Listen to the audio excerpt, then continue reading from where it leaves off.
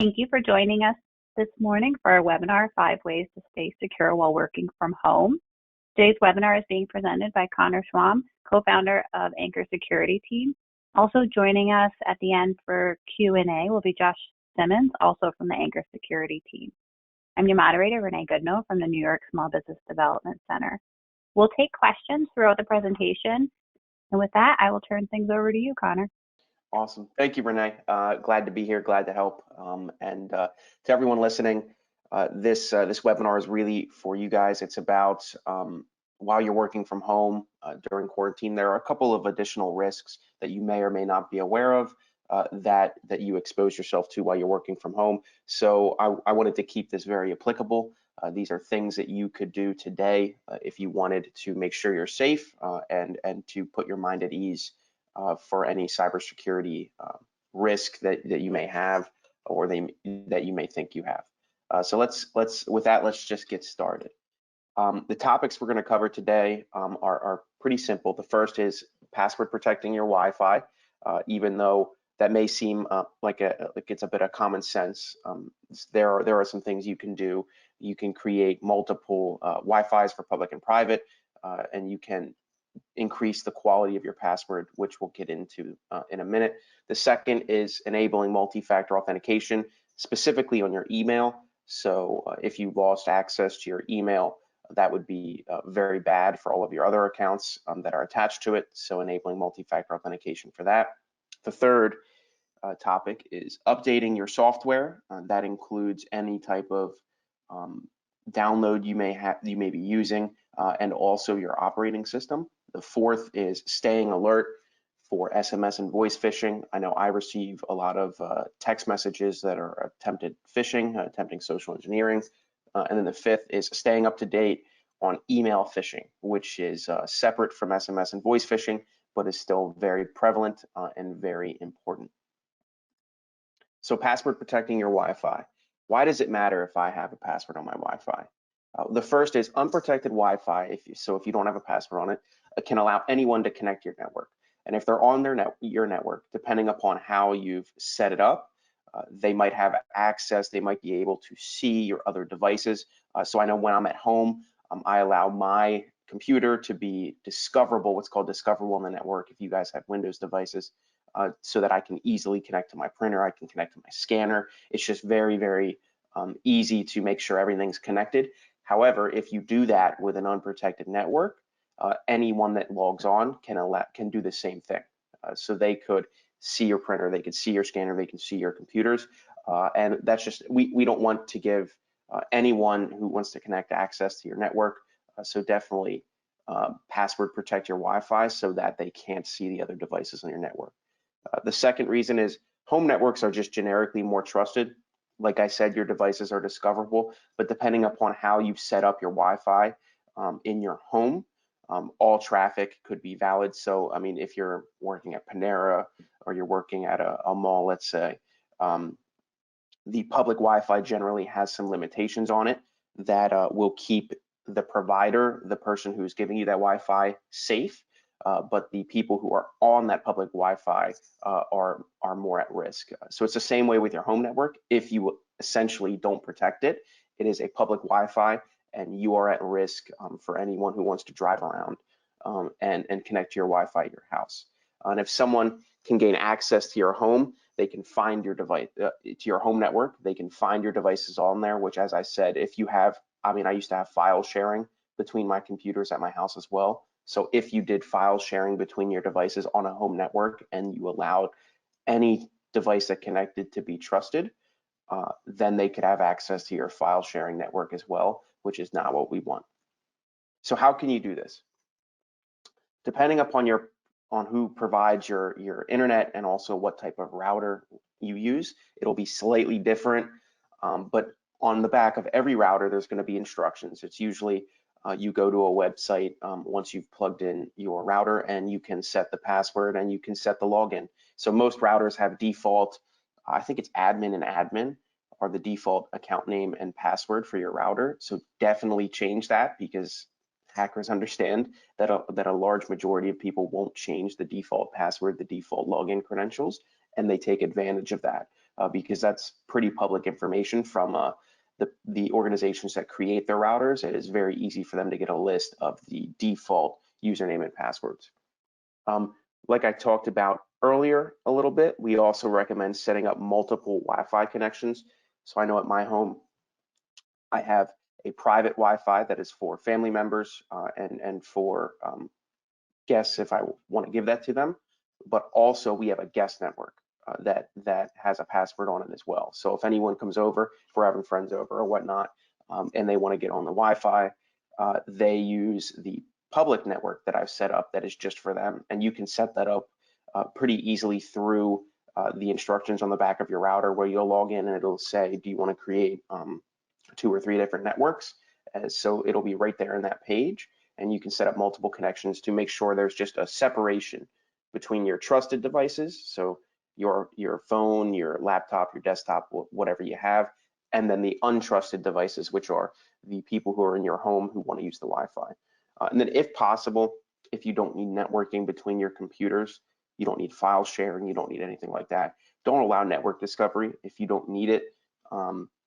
It's a very convenient thing to do if you need it. However, it's very unnecessary if you don't actually share files between your computers. So you don't need to do it. It's just an unnecessary risk if you have it. The second topic is to enable multi-factor authentication. So multi-factor authentication is a big way of saying you have a login page, so you have your username and password, and then there is a second or third or fourth type of verification. So if you have an iPhone, you can get it out right now, and you can notice that you can not only use a password, but you can also use a fingerprint to get into your phone. If you had to use both of them at the same time, that would be a form of multi-factor authentication. And then through combining the correct username and password and then that second form of verification, then you get access to the account. So that's what I talked about earlier to set up with your to set up with your email is this multi-factor authentication.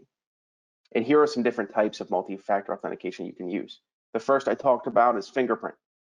Very easy to set up on iPhones, Android devices, what have you. Some companies have it at their place of business, but it's a little rare. The second and probably the most secure is a key fob. The only thing you need to keep in mind is that you don't lose this. So I bank at Wells Fargo, and I can go on Wells Fargo's website and I can request one of these secure ID key fobs right here, where it'll generate. I click a button on it, generates a 6-digit code, and I use that in combination with my username and password to log in. Now, the only way that you that a hacker to get that 6-digit code, let's say, is if they stole your key fob. So as long as you keep that in a secure place, you will be completely fine. Now, if you lose it, it is a very hard process to get that undone, to unattach the key fob or to replace it. So make sure you keep it in a secure place. I usually keep it on my keychain.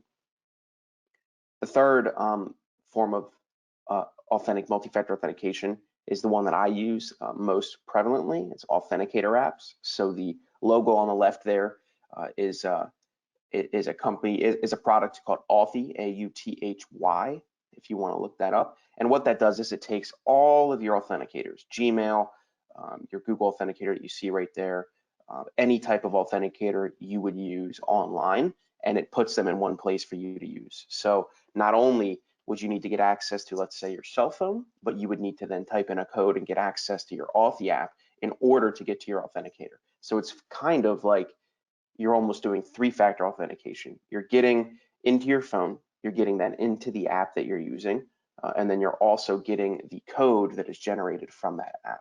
And the one on the right there is Google Authenticator. Highly recommend setting up, if you use Gmail, if you use Google Drive, set up Google Authenticator with your account. It is very convenient to use. It doesn't really add a whole lot. It doesn't make it more difficult to log in. The only thing it does is make it harder for you to lose your account, to lose your information. I actually set this up for my email. I want to say 2 weeks ago, someone attempted to log in from somewhere in Russia on my account, on my email account, and I realized very quickly, okay, if they were to get my email, if they were to get into that, how many other accounts would I lose access to? And it just wasn't worth the risk for me. So I set up Google Authentication, super easy. It's just an app on my phone now. And now every time I log into my email, I just put in the 6-digit code that my phone does. And then the fourth form of multi-factor authentication, which a lot of banks use, a lot of financial institutions use, is a simple text message or a phone call. Now, this is not as quick, so I would highly recommend using it for things that maybe you don't need access to every day, like your bank accounts or your other retirement accounts, financial accounts, and whatnot, where the company will just send you a quick text message that will say, here's your code to log in. You'll enter that into the box that pops up, and then you'll get access. So all of these are forms of multi-factor authentication, and you can use in almost every scenario. You can use these in combination with each other so that you can have 2 or 3 layers of security around an account that you'd like to keep secure.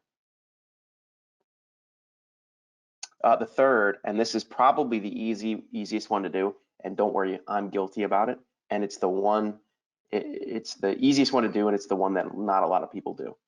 I know how many times, you don't need to raise your hand, you don't need to admit it. How many times do you get the little update in the bottom right-hand corner of your screen right here? And it says, hey, you have an update. When would you like to schedule it? And you know what? You're in the middle of something. You're doing great. You're being productive. And you're like, you know what? I'm just going to keep pushing this off. And then before you know it, you've been doing that for 6 months. I do that. Everybody does that. Don't feel bad about it. But what we should do is recognize that it's a problem and we should change it. So what are the benefits of updating your software? The first is it keeps you secure. So let me explain that a little bit. Not only do companies like Apple, companies like Microsoft release updates to Windows, release updates to Apple software because they want to give you new features, they want to make it very, very nice, but also pretty regularly security flaws are found in your operating system at the operating system level. So hackers are finding it, and even researchers are finding all of these security flaws. And as that happens, these patches are put out to prevent you from getting hacked. So if you push off these security updates, then those security flaws that are found, you will still be exposed to, essentially. So I would recommend not ignoring these update messages. Schedule it for 2 or 3 in the morning when you're not going to be using your computer, and update your operating system and your applications in that way. When using the Authenticator apps, what happens if you lose your phone? And is it safe to use Google Password Save? Yes, so one thing we'll get into a little bit later is using Chrome. I know Chrome and I think Edge have their own form of password, like keychain, that is safe. So if you were to lose your phone and you were using the Authenticator apps, typically what they'll do on setup is you'll attach it either to your email or you'll attach it to 6-digit codes that you can write down, and it'll say these are your recovery codes. So if you lose your phone and you need to reinstall the Authenticator app, you can then get a new phone, install it, and then you have the recovery codes that you wrote down. So much like with the key fob, you would just need to make sure you don't lose those and you keep them safe. But every single, so your email has it, these authenticators have it, will have a second form of recovery. So maybe you'll attach a phone number to it as well. So when you lose your phone, you can get the same phone number reinstated sometimes. If you can't, then you can confirm through your email. Long story short, there will be a second form of confirmation so that you can reinstall these apps and get everything moving again. The difference between encrypted and non-encrypted, what are the benefits of both as a follow-up to that? I think we have Josh on too. Just in general, the process of encryption is to take your transmission, your communication of data with someone else, and to make sure that only the parties involved can read the information. And so externally, let me go the other way. If you have unencrypted data, anyone that's on your network, as we'll take as like a high level concept, anyone on your network can read that information. They can see it going back and forth.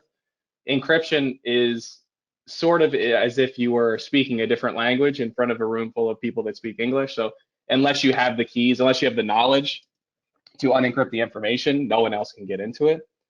So in general, it's to keep, and like, for example, the most common use case is you're using your bank online, your banking credentials.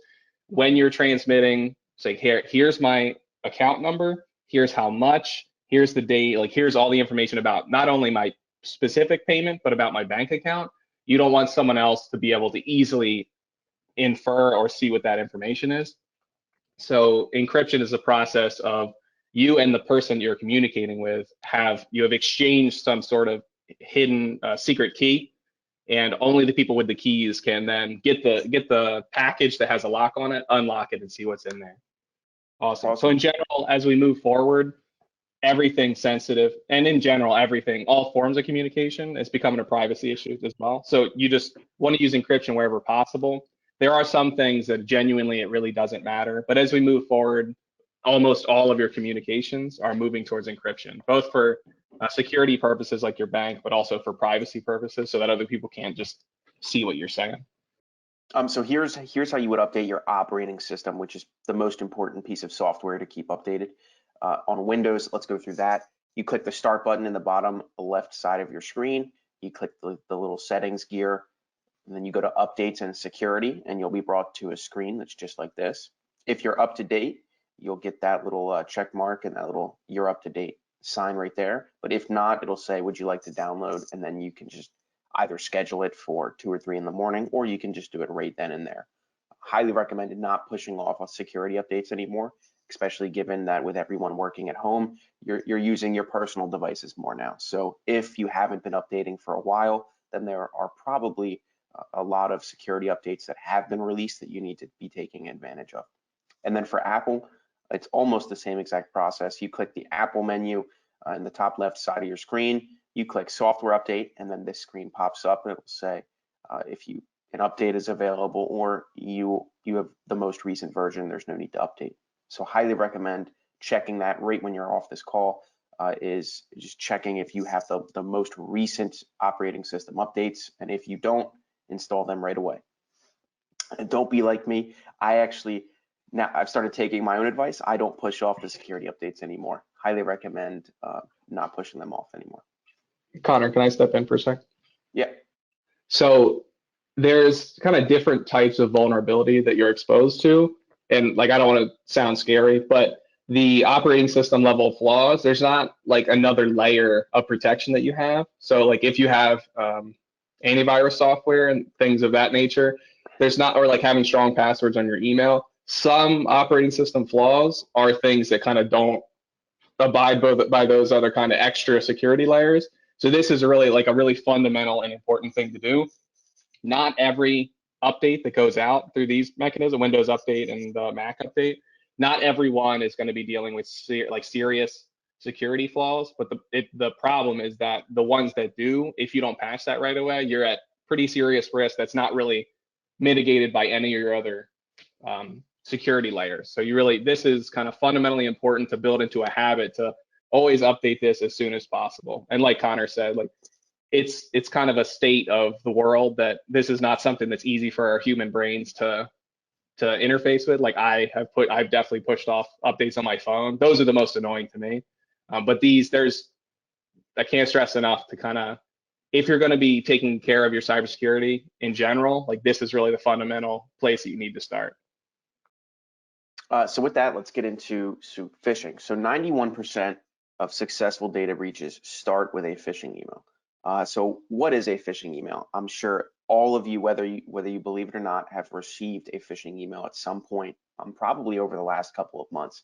And a phishing email is essentially someone is impersonating a company, they're impersonating someone or something else, and they are trying to steal information from you, or they're trying to get you to give them something. So a very common scam that happens is someone impersonates one of your friends, says, hey, can you send me $200 worth of gift cards, prepaid Visa gift cards? And then if you send that to them and you send them the codes, you're out $200. That's a very common one that we see. There are a lot of other forms of phishing, but email phishing is probably the most prevalent. And then only 11% of organizations, only 11% of people regularly train to recognize these attacks. So when they get a phishing email, they'd be able to recognize that only 11% of organizations, only 11% of people are able to recognize that they are receiving these phishing emails. And then phishing accounted for over 12 billion in losses in 2019. So it is an enormous problem, and it's only getting bigger. So the reason I mentioned phishing, specifically phishing for businesses, is that with the rise of COVID-19, we have seen an enormous increase in coronavirus-related scams. So people are getting phished. They're losing money with stimulus check phishing. There are also like coronavirus tracking phishing going on. So these people will send you fake emails that will send you to malicious links where they'll get you to, let's say, log into your Google account. And so this goes back to why multi-factor authentication is super important, especially for email. Is if you give someone your email address, but they don't have your second form of authentication, your email is still safe. Now, you would still need to change your password for your email, but they wouldn't be able to get access to your email and then lock you out, because you'd have that authenticator app, you'd have that text message set up to your phone. So that's why I bring up authentication, is because even if one of these were successful, having multi-factor authentication is just another layer of security you could add. And there are a lot of different types of phishing. There's social engineering. I'm sure everyone has heard of that, where someone tries to get access to your business or someone tries to get access to your life that shouldn't. There's voice phishing. I have received, I don't know how many phone calls from someone saying they're from the IRS. They're not going to call you. They're not going to text you either, and they're not going to email you. So don't worry about the IRS doing that. SMS phishing. I'll show you an example of one of an SMS phishing later. I received those as well. And then email phishing is something that I'm very familiar with that we'll get to in a little bit. So how to not get phished with a phishing email? It's very simple. All you have to do is ask yourself these 5 questions. The first is, are you expecting this email? The second, is this email too good to be true? The third, does the email domain match the sender? I'll get into that in a second. The fourth, when you hover on a link, where does it go? So a lot of these phishing emails, what they'll do is they'll copy a valid email from, let's say, Amazon. I get phished with this sometimes, where my package is late from Amazon. I'm like, oh no, I was really expecting everything that I was ordering from Amazon, and I'll click it. But what you need to look at is the button. Even though the email is exactly the same as a normal Amazon email, the button goes somewhere else. And I'll show you, if you hover over that button, you can see where that link's going. You can see if it's going to be going to Amazon or not. And the fifth, can you confirm the authenticity of this email? You know, if you're at work and your boss sends you an email that's a little fishy that you're not aware of, then what you can do is you can just call your boss. You can go talk to your boss. You can text your boss and you can say, hey, did you actually send this? So we always recommend people when that little red flag's going up in their head, that they always just take the time, confirm the authenticity, go talk to that person, and verify that it's not a phishing email, essentially.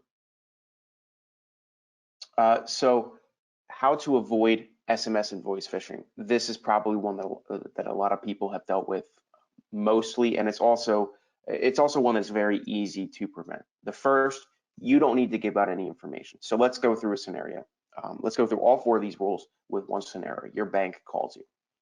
The first is, you don't need to give out your information to them. If your bank is calling you, if someone you actually work with is calling you, they will have all of the information you need. So if your bank is calling you, they say you need to confirm account numbers and whatnot, don't do that. You don't need to. If your bank is calling you, they have access to your account numbers. They have access to your amounts in your bank account. They have access to everything they need, to your entire, all of the information they have on you, if they are your bank. So you don't need to give out anything whenever these institutions, whenever whoever you're working with calls you, you don't need to give out your information to them, because they should already have it. And if they don't have the information, that is a big sign that it's someone who is malicious trying to get in touch with you. So when I call, or when I call my bank and I have stuff I need to do, they will ask me for some information to confirm. Can we talk about the difference between what you're talking about here and that? Because if everyone here never tells their bank any verification information again, we're not going to be able to do many things. Yeah, so I'll clarify. This is for if you receive a phone call from them. If they're calling you, if the impetus is they're giving you a call, you shouldn't need to give out your information.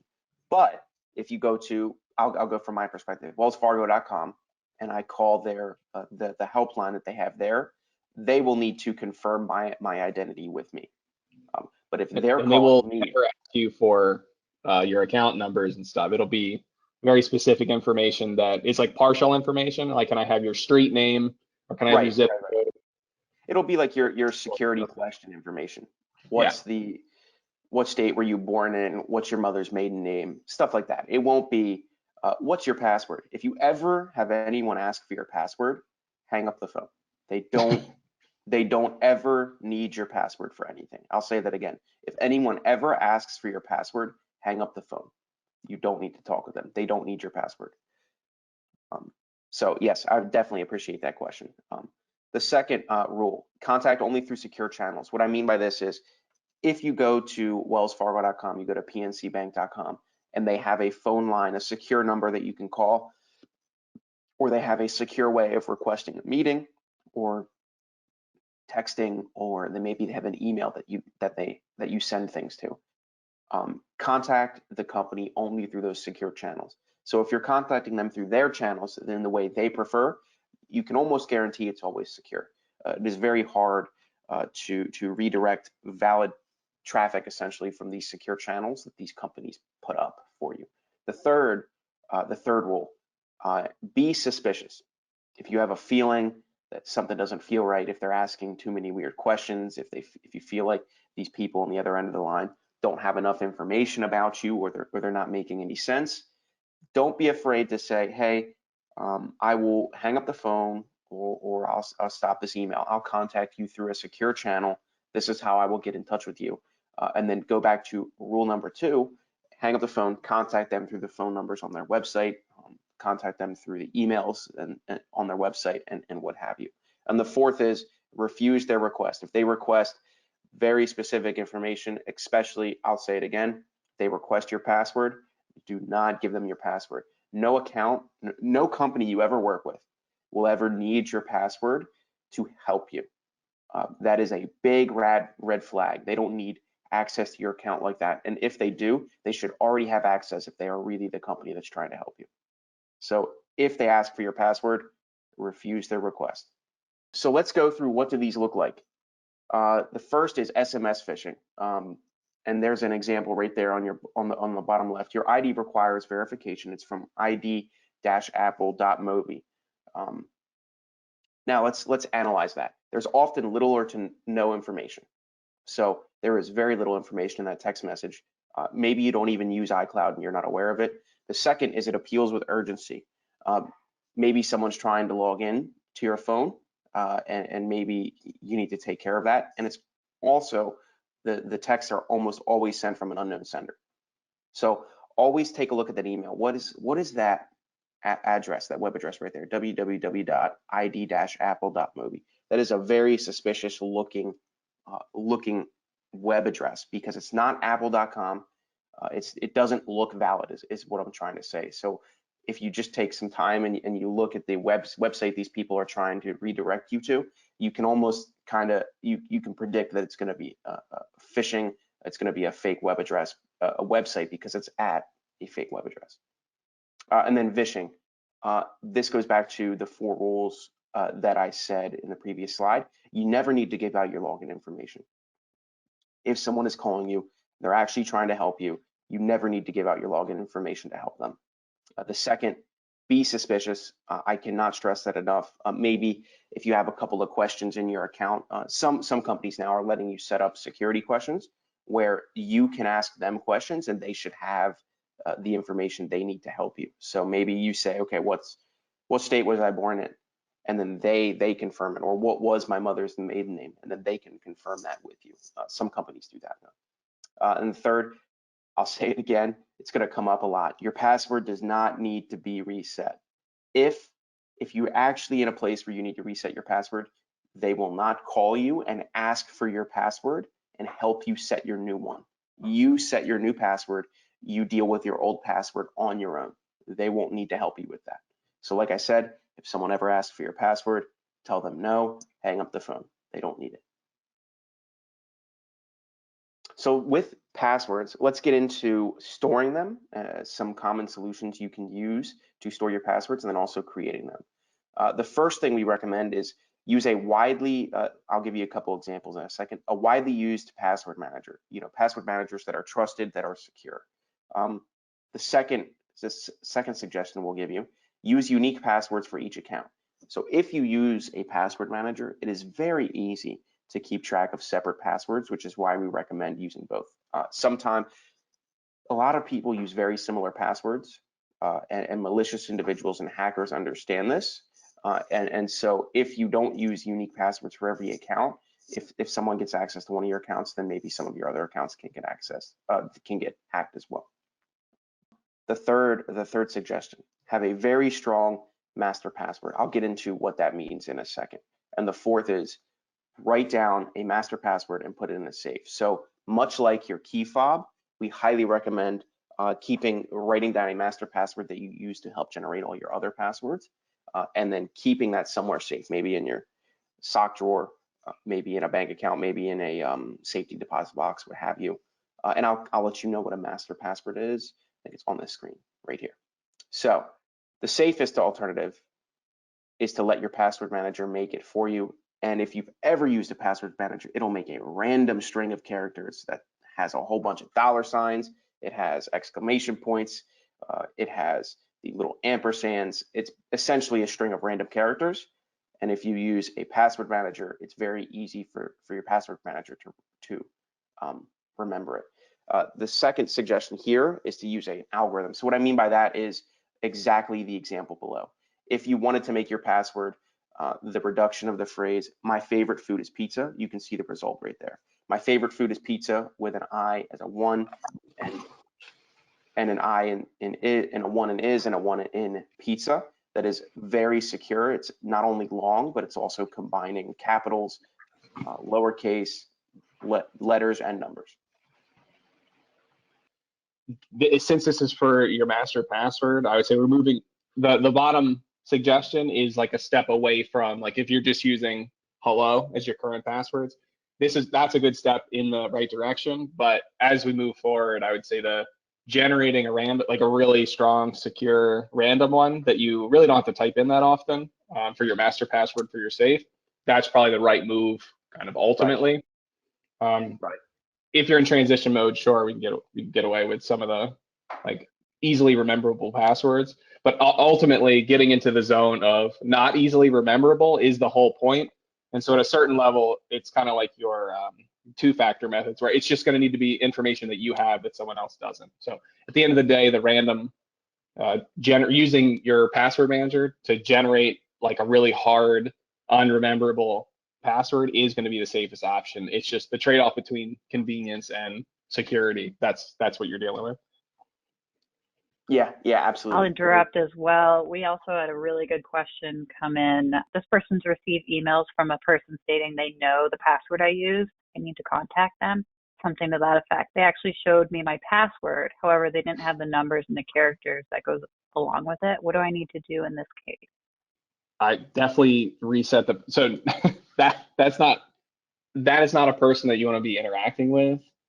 There is a very small chance that they're like a good citizen trying to help you out, but 99% chance that that's not the case. So by giving that person information of any kind, you might be giving them like hot or cold signals, and they already have some information they're trying to crack from your password. So don't deal with them. In general, if you ever receive something from someone saying they know your password, even if they don't provide any proof, it seems like a good time to start regenerating some of your old passwords, especially if you use a password manager. That should be pretty straightforward. If they demonstrate some proof, 100% you need to go change all your passwords. At no point do you really need to interact with that person. Like I can't think of this, even if they work with any of the vendors that you work with, that's not really their business to be in, is cracking your passwords. So right. In that case, like Connor was saying, like never give that person any information. Don't even say thank you, because that implies, you're a real person that's checking that. Just reset all of your passwords. For probably everything would be a good move, but obviously your most important things like your bank, your vault passwords, like the storage, what's it called, password manager, master password, your bank, and all the things that really matter, like maybe your insurance portals or whatever. definitely don't interact with that person. Yeah, yeah, absolutely. And I'll say it again. You never need to give out your password, by the way. So if anyone ever asks for your password, don't give it to them. There's like a from like a social engineering perspective, there's a pretty good chance that you as a regular person, and we all use, well, not we, in the past, some of us have used passwords that are kind of easily guessable. Like let's say, even if you add some characters and numbers. And so what I could do, for example, is say, I know I could send an email to 1 million people saying, I know that your password contains, and whatever your cat, like a common cat name is, Snuffles. I know that your password contains this. There's a certain percentage of people where that is the case, just statistically. And so that is actually like a phishing technique that could be used to, I don't know how to condense this down into a 30-second answer, but knowing any part of someone's password makes it significantly easier to figure out the rest from a kind of an algorithm perspective, like from a person trying to crack your passwords. So if they say, I know your password contains this, be like, okay, I'll change my passwords. Like don't give them that information, because the second that you confirm that that is in your password, the problem of cracking your password has just become so much easier for them, that there's a pretty good chance that they'll be able to get in before you've even gone to crack your password. Like if you're like, okay, I'll go change my password sometime tomorrow, like don't ever give that person information, because you've created a situation where it's much easier to now guess your password. And it's just, it could just be social engineering and statistics that they happen to find you. Don't give out your password. Don't give out information. If you feel like one of your passwords has been compromised, reset them on your own. You will never need to do that with the company that you're worried about. Your bank's not going to call you and tell you, hey, we need to know your new password. None of that will ever happen. You will have the ability to reset your password and to deal with it on your own. So here are some password manager solutions that we recommend. The first is in your browser. So in Google Chrome and Safari, I'm pretty sure Edge has this as well. These will manage your passwords at the websites you go to for you. These are pretty secure as long as you don't leave your device unattended. Like, so if you're in, I'll go back to Panera, and you have your browser store your passwords and you leave your device open, that's pretty insecure. So as long as nobody unintended is getting access to your computer that you use these browsers on, you'll be fine. But if you'd like some apps that go across not only your laptop, your desktop, but your phone that you wanted to use, is LastPass and 1Password. I believe both of those are available whether you use an Apple device or a Windows device. So if you don't like storing your passwords with your browser, you can definitely use LastPass and 1Password. So with that, that's everything that we recommend that you continue doing. Very applicable stuff to make sure you're more secure while working from home. With the rise in COVID-19 phishing that I mentioned earlier, Anchor Security Team, my company, is offering free COVID-related phishing training to anyone that would like to sign up. It's pretty simple. You'll be sent phishing emails that are mimicking the hackers every week, and we will train you, if you fall for them, to recognize these emails in the future. Like I said, it's free, it's painless, it's very quick training that you'll receive.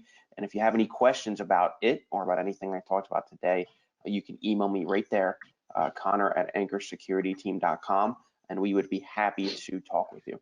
And we won't ask for your passwords, so remember that. Unless we're trying to train you, but don't give them to them. Yeah. Absolutely. And also in the survey that you'll get at the end of the webinar, there's an option to have Anchor Security contact you for follow-up if you have more questions on that. So we had a question come in asking about follow-up training to this. Definitely that phishing software is an option. Also in the survey, if you want to recommend upcoming trainings, please do. Yeah, we do a lot of security awareness training. So when you get that survey, please, you can reach out to us. There will be a way you can reach out to us there and recommend some different trainings to Renee, to the New York SBDC, and I'm sure we'd be happy to come back and help you guys. We did have some good questions roll in while you were chatting.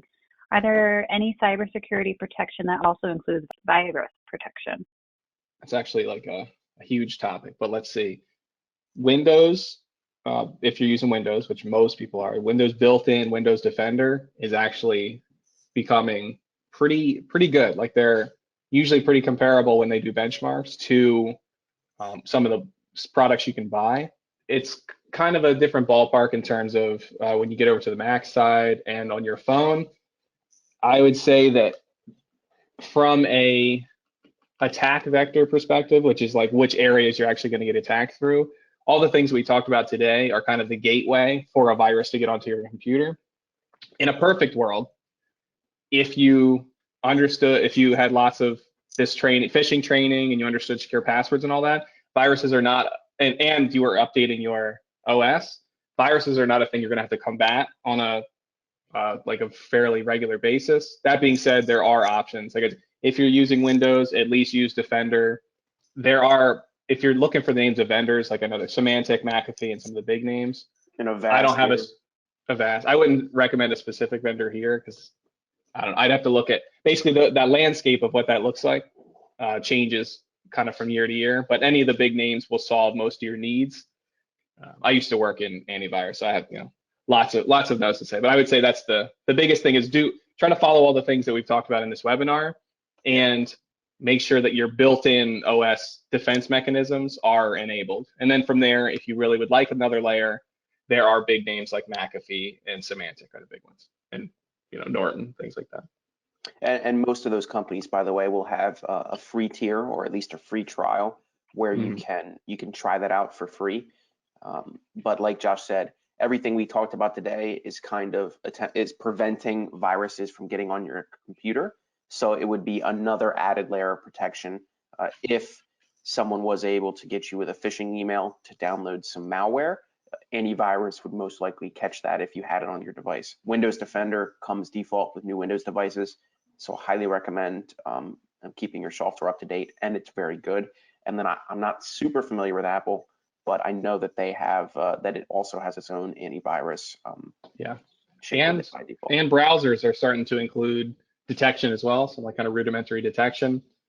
So I know Google Chrome will scan things that you download. So that's another place where there's just another toll gate in there. That for consumers, that landscape is changing, I would say. It's like the protections that are becoming built in for virus are becoming more and more effective. And when coupled with this kind of training, you're getting a much better pay. It's not just about installing McAfee anymore, I guess that's what I should say. There's a bigger set of social engineering things and the things to be aware of. For example, just very briefly, the last place I worked, I had, as we did malware analysis and virus analysis, I had literally, like our whole team had millions of malware, like lots of malware viruses on our computer and stuff, and none of us ever dealt with infections because it's more about understanding what not to run, what not to put where, and making sure your stuff is up to date. So there's a way to interface, I would say in today's world that, like I said, just summarize, dealing with the stuff in this webinar and making sure that everything is up to date, you're getting a lot of inbuilt protection. If you would like another layer, there are more vendors. Thank you. Deborah wants to double check. Are you saying that storing your passwords in your browser is secure? I've been avoiding doing that. Over the last couple of years, it's kind of been debated as to whether or not the password vaults are going to kind of be the direction of the future. When combined, here's what I would recommend. When combined with some of the other techniques like multi-factor authentication and using strong master passwords, you have significantly reduced the amount of risk that you're exposed to. So from a high level, Google would not extend that service to you if they were not very, very confident that it was secure. They are a company that's very focused on security now. So like my setup personally is I've got my cell phone, it's got my fingerprint, it's got Authenticator app. Inside of that, I've got my 6-digit PIN. In order to access my password vault, I have to get into all that stuff first. So I have like 3 or 4 layers, and then my master password is very strong. Once all those things are in place, there's a very low chance that anyone's getting into my vault.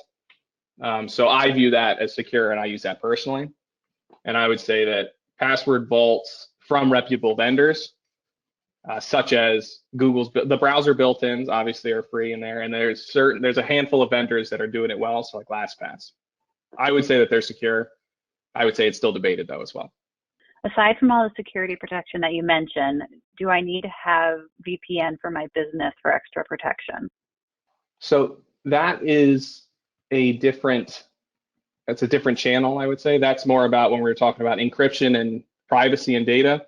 The reason you use those kind of things is to get access to the resources on your company's network while maintaining encryption. That is something that's, like, the short answer is yes, you should use a VPN, and you should work with your employer to obviously to use the whatever solutions they have in place. They are a little sideways, not sideways, but they're sitting next to all the things that we've talked about. You need to do all the things we've talked about, and for your employer and for accessing sensitive information, you should use a VPN. If you're asking commercially, I would say the biggest, not threat makes it sound scary. Don't use free VPNs that are based outside, like companies based outside of the US, basically. There's the strength of a VPN is about where the company is and how reputable those servers are. So something I saw recently is that if you use some of the free VPNs that are based in China, those companies, like researchers show that those companies are actually just storing that data that you're, so that it completely circumvents the whole purpose of using a VPN. So I would say just there's a reputation involved with VPN. So obviously with your employer, yes. Commercially, I would be wary of free solutions. If you wanted some products to use, not that we can recommend one over the other, but ExpressVPN is huge.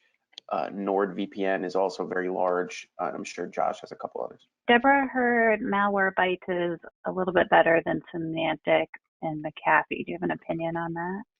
I've heard that anecdotally, and I have not seen, I don't have statistics for you.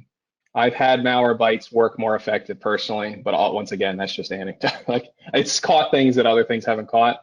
But that, like I was saying earlier, that landscape changes drastically from year to year. There's definitely a kind of an arms race in the cybersecurity industry to be the best antivirus vendor. So it's hard to give a point in time like which one is better. They're all racing to catch up. So any of them at this point are pretty effective. And Malwarebytes has shown to have a pretty good reputation at this point. This person has a question about using free email services and if they're less safe. A lot of these, the answer is going to sound familiar. A lot of it comes down to vendor reputation. Obviously, email coming from Google in terms of being free, that's a pretty safe bet because of the security stance that's publicly advertised with Google. I would not use a free no-name service for the same reasons I wouldn't use a free VPN. Just like that, email tends to have sensitive information in it. If you're putting it in the hands of someone else, it's all about reputation. So if it's Gmail, I'd say you're pretty safe. Some other, like Zoho, for example, big businesses that have a pretty good reputation are generally okay. Stay away from free kind of no-name providers. There would have to be a really strong case for why you would go there in the first place, but even then, just watch out for those. And I actually have a question from myself because I think I made a mistake the other day. I was looking at a recipe and it said to print this recipe to add a specific Chrome extension, which I did, and then promptly removed it because I felt very silly. How do I make sure that's off my computer? Certain programs, so I haven't used any Chrome extensions in a number of years because there's a certain level of risk with Chrome extensions in general. So I'm not sure which solutions are actually better at it these days, but I know that I want to say things like Malwarebytes have a portion of it that's dedicated to kind of the folders that our Chrome extensions are stored in. More generally though, Chrome extensions fall into the same camp as a free VPN, but multiplied. So those are usually made by individuals or groups of people that have very little verification. Chrome is starting to step up its kind of verification and developer game because of the risks involved with extensions. So maybe in the next few years, this situation will change. I'd say right now, stay away from really the only thing you need Chrome extensions for. The only useful extensions I've ever seen have been for developing software itself. Like that's what I use. Lots of other ones the reason they're put out is to collect your data and to do stuff with your data. There's usually not a good trade-off between the value provided to you and what they're doing with your data. So I would say stay away from it. and there's some vendors that can scan for it, but I can't give you that offhand. No worries. Yeah, I'll follow up if I find it in that folder still. I knew immediately that I had made a mistake though because it started doing a pop-up. Elmer would like to know how to mask the IP network. I would say the question is very specific, and I'm trying to think of a generic answer to. Use a VPN. Yeah, that's what. If you're with your company, then using a VPN deals with network level transparency, or the opposite of that. I would say in a consumer sense, having strong, what's a 15-second answer to this? Your home network is pretty well masked in and of itself if you use strong passwords and your Wi-Fi is not exposed. The way that the internet works is it comes into your home, and then everything. That's the only point to the outside world. It's like the entry point at your home. The outside world does not have good visibility from there. There's kind of unless you're specifically exposing things internally and you're like a developer, you're hacking stuff together. That's not usually something that I worry about. But if there's some more clarification you need on a specific case, then I'd be happy to talk about that. Deborah asked, when she used Zoom initially, to have them post an event to my calendar, they asked for access to my calendar, and I said yes. I feel very uncomfortable about that now. Any way to reverse that? Any way to reverse it? That's interesting. I'm not sure. I gotta imagine there is. And what I would say is this: maybe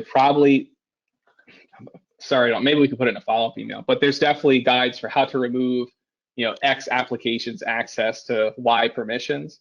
So through your browser, you should have some sort of access. I'm not sure the settings offhand. So if you go to your Google Calendar, you go to Chrome, and then you click the three dots in the top right-hand side. You can click on. And so if you Google remove Zoom from Google Calendar, it pops up with 4 steps on how you can do that, and it can all be done through Chrome, is what I'm saying. Zoom's obviously taking a reputational hit because of the security issues. I also am very skeptical of that, and there usually has to be a very good reason for access. It's the same as we talked about earlier. It's always a trade-off between convenience and security and privacy. I would not be able to function without giving certain applications access to my calendar. Like I probably wouldn't, I would have missed this totally. So there's certain convenience things you have to do. But once again, it's about vendor reputation. So until Zoom rights their posture, I think you're in the right to not let them have access to that kind of stuff. Awesome. You guys had a lot of questions. We appreciate it. Yeah, we love it. Yeah, these are great. I appreciate it as well, especially from me asking my question for my silliness. Thank you, Connor and Josh. I really appreciate it, and we will follow up after this. And thank you again for everyone who attended. Awesome. Yeah, thanks everybody. Thank you, Renee, for having us. Thank you for everyone for being here. Your questions are awesome. Thank you.